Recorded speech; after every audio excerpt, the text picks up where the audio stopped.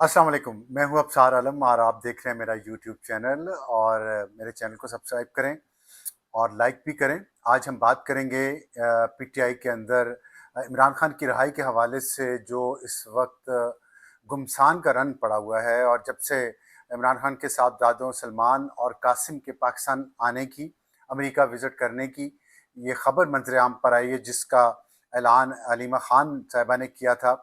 उसके बाद से हम देख रहे हैं कि पार्टी के अंदर जो मुख्तलिफ धड़े हैं, उनकी डायरेक्शंस, उनकी पॉलिसीज़ भी मुख्तलिफ हो गई हैं। और जो लग रहा था कि एक तहरीक पीटीआई चलाएगी और उसके लिए वर्कर्स में जोशो खरोश भी था, लग रहा था कि अब उसमें कुछ ना कुछ रखनेबाजी पड़ रही है। और इसकी वजूहत क्या हैं? इसकी वजूहत ज़ाहिर है अंदरूनी हैं।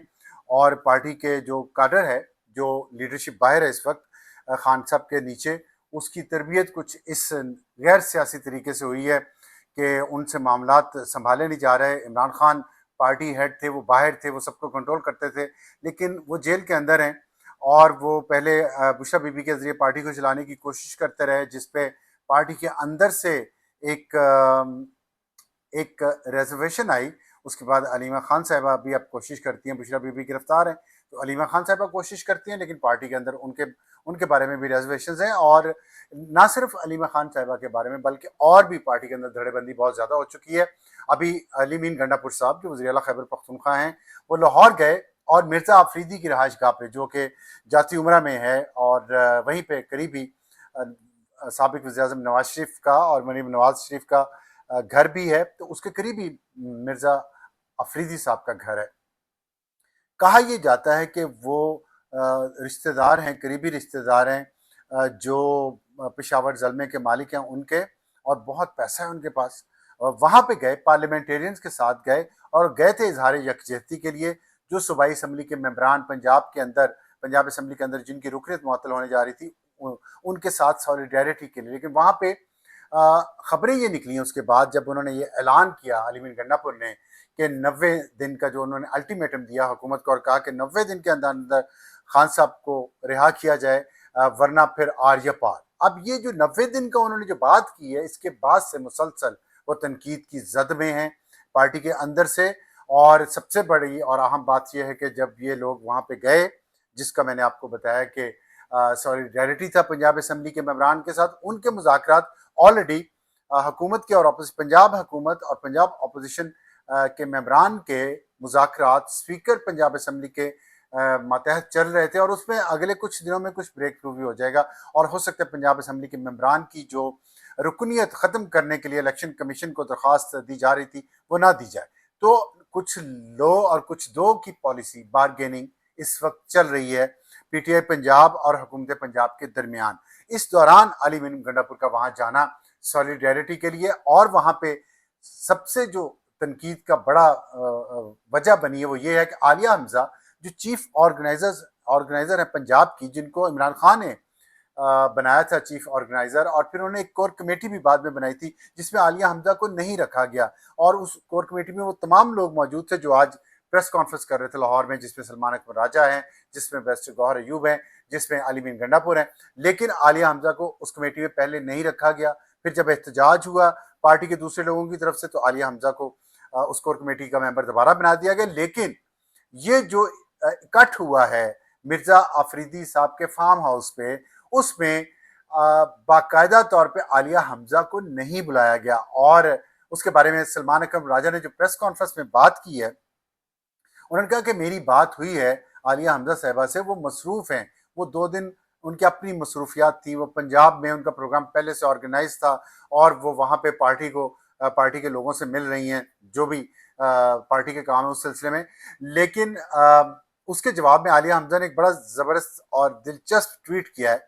उन्होंने एक तंज़ी अंदाज में ये कहा है, उन्होंने कहा कि मुझ तक पहुँचने वाली इतलात के मुताबिक मैं कुछ दिनों से बहुत मसरूफ थी। उन्होंने कहा मुझे किसी प्रेस कॉन्फ्रेंस से पता चला है कि मैं बहुत मसरूफ थी। कहने का उनका मतलब है कि मैं कोई मसरूफ नहीं थी, मुझे नहीं बुलाया गया, मुझे साइड लाइन किया गया है जानबूझ के। लाहौर में एक इकट्ठ हो रहा है पीटीआई के लीडरशिप का, उसमें से आलिया हमजा को, और फिर उन्होंने कहा है ऐसी मसरूफियात जिनका शायद मुझे भी इल्म नहीं था, क्या कोई रोशनी डालेगा? वजीर आजम खान की रिहाई के लिए किस लाएअमल का कल या आज ऐलान हुआ है? یہ طنز کر رہی ہیں وہ اب علی امین گنڈا پور کے اس اعلان پہ. اور تحریک کہاں سے اور کیسے چلے گی یہ انہوں نے سوال پوچھا ہے. اور انہوں نے پوچھا ہے بہت عام سوال جو انہوں نے پوچھا ہے نا وہ یہ ہے کہ 5 اگست کے مقابلے میں 90 دن کا پلان کہاں سے آیا. اگر آپ میں سے کسی کی نظر سے گزرا ہو تو میری بھی رہنمائی کریں. فوکس اور نشانہ صرف وزیر اعظم خان کی رہائی. اب یہ علی حمزہ جو چیف آرگنائزر ہے پنجاب کی, آپ سوچیں نا کہ ان کو بلایا بھی نہیں, ان کو الگ رکھا اور ان کے بارے میں یہ کہہ دیا سلمان اکرم راجہ نے کہ وہ مصروف تھی, وہ کہہ رہی مجھے مصروفیت کا علم نہیں ہے. تو کتنے گہرے اختلافات ہیں اس وقت جب 5 اگست کی ایک ڈیڈ لائن دی گئی ہے عمران خان کی طرف سے کہ آپ تحریک شروع کر دیں اور 5 اگست کو اس کو پیک پہ لے کے جائیں. لیکن علی امین گنڈا پور نے لاہور میں کھڑے ہو کے کل کہہ دیا کہ 90 دن کا الٹیمیٹم, مطلب 3 مہینے اور. اس پہ احمد نیازی صاحب ایک پی ٹی آئی کے لیڈر ہیں, انہوں نے یہ کہا ہے کہ ہم تو 700 دن کا حساب مانگ رہے تھے خان صاحب کے جیل میں, یہ 100 دن ان کو مزید جیل میں رکھنا چاہتے ہیں علی امین گنڈا پور. تو اور ساتھ جو الزامات لگ رہے ہیں مرزا آفریدی صاحب کے حوالے سے کہ ان کو سینٹ کا ٹکٹ چاہیے اور اس کے لیے کروڑوں روپیہ بہایا جا رہا ہے. یہاں تک بات ہے کہ سینٹ کے پی ٹی آئی کے سینٹ کے ایک ٹکٹ کی قیمت 12 کروڑ تک شاید دینی پڑے کسی کو اگر اس سے ٹکٹ چاہیے پی ٹی آئی کا. خیبر پختونخوا میں جو سینٹ کے الیکشن ہونے ہیں اور اس میں شبلی فراز کا نام لیا جا رہا ہے, اس پہ اور بہت سارے لوگوں کا نام لیا جا رہا ہے کہ یہ, اور لیکن شبلی فراز کہتے ہیں کہ مجھے یہ پیسے جو میں نے لیے وہ میں نے وکیلوں کے لیے وکیلوں کو ادا کیے خان صاحب کے کیسز کی فیس میں, اور وکیل کہتے ہیں ہم تو فری کیسز کر رہے ہیں. تو یہ کدھر پیسہ آ رہا ہے کدھر جا رہا ہے, کون کھا رہا ہے کون نہیں کھا رہا. اس میں نہ صرف کہ عالیہ حمزہ نہیں ہے بلکہ دلچسپ بات یہ ہے کہ علیمہ خان جو عمران خان کی بہن ہے لاہور میں رہتی ہیں اور ہر دفعہ خان صاحب سے ملنے آتی ہیں, ان کے پیغام کو باہر لے کے بھی وہی آتی ہیں. 5 اگست کو تحریک کو پیک پر لے جانے کا پیغام عمران خان کا علیمہ خان لے کے آئی باہر. انہوں نے قاسم اور سلمان کے امریکہ وزٹ اور پھر پاکستان آ کر تحریک کو لیڈ کرنے کا اعلان انہوں نے کیا علیمہ خان نے, اور علیمہ خان ہی کو نہیں بلایا اس لاہور کے جو کٹ میں جو پی ٹی آئی کا ہوا ہے. تو اس سے آپ سوچ سکتے ہیں کہ یہ صرف عالیہ حمزہ اور علیمہ خان ہی بلکہ ایک اور ہیں سنم جاوید, ایک پی ٹی آئی کی ورکر تھی پہلے, اب ظاہر ہے لیڈر بھی ہیں, اور ان کو بھی نہیں بلایا گیا. تو اور اس پہ یہ باتیں ہو رہی ہیں کہ شاید پنجاب حکومت کی طرف سے کچھ شرائط لگائی گئی تھیں علی امین گنڈا پر اور ان کے تمام جتنے لوگ ان کے ساتھ تھے کہ اگر آپ نے یہاں پہ پرامن طریقے سے آنا ہے اور یہاں پہ ایک آپ نے یہ کرنا ہے اپنا گیدرنگ, مجمع, اکٹھ, dinner, party, whatever you call it, تو اس کے لیے آپ کو ان لوگوں کو عالیہ حمزہ کو اور سنم جاوید کو نہیں بلانا. تو علیمہ خان کی شرط بھی تھی یا نہیں تھی, کیونکہ بلایا ان کو بھی نہیں گیا. تو یہ جو دھڑے بندی ہے پی ٹی آئی میں اور اب واضح ہو گئی ہے, اس کی وجہ سے بہت سارے سوالات اٹھائے جا رہے ہیں کہ عمران خان کی رہائی کے لیے جو کوششیں ہو رہی ہیں سڑکوں کے ذریعے کیا وہ کامیاب ہوں گی یا نہیں ہوں گی, اور سلمان اور قاسم اس ماحول میں اگر پاکستان آتے ہیں تو کیا گارنٹی ہے کہ ان کا آنا بھی کامیاب ہوگا اور ان کی سیکیورٹی جو ہے وہ فول پروف ہوگی. کیونکہ اگر پارٹی کے اندر اس طرح اختلافات رہے اور اس طرح کے یہاں پہ گروپنگ رہی اور اس میں جس طرح سے لوگوں کو کچھ لوگوں کو منع کیا گیا وہ نہ آئیں, اس میں وائس نوٹ بھیجے گئے, یہ بھی خبریں آ رہی ہیں کہ وائس نوٹ بھیجے گئے کہ صرف پارلیمنٹرینز اس میں آئیں گے تاکہ عالیہ حمزہ کو باہر رکھا جا سکے, علیمہ خان کو باہر رکھا جا سکے, سنم جاوید کو باہر رکھا جا سکے, امجد نیازی کو باہر رکھا جا سکے. تو وہ لوگ جن پہ پیپلز پی ٹی آئی کا ورکر جو ہے وہ بہت اعتماد کرتا ہے, لیکن اعتماد تو کسی وقت علی امین گنڈا پور پہ بھی بہت تھا اور اب نہیں ہے. سلمان اکرم راجہ پہ بہت اعتماد ابھی بھی ہے, لیکن کیا سلمان اکرم راجہ, علی امین گنڈا پور اور بیرسٹر گوہر اب ایک گروپ کا حصہ بن گئے ہیں؟ یہاں پہ ہمیں اسد کیسر نہیں نظر آ رہے, ہمیں عمر ایوب نظر نہیں آ رہے, ہمیں اور بہت سارے پی ٹی آئی کے لیڈرز نظر نہیں آ رہے. تو یہ کیا کھچڑی پک رہی ہے؟ اور اس کھچڑی میں بات وہی ہے کہ خان صاحب نے جو انداز سیاست اپنایا ہے ڈبل گیمز کا, اب ان کی پارٹی کی لیڈرشپ ان کے ساتھ اور بشرا بی بی کے ساتھ اور علیمہ خان کے ساتھ ڈبل گیم کر رہی ہیں.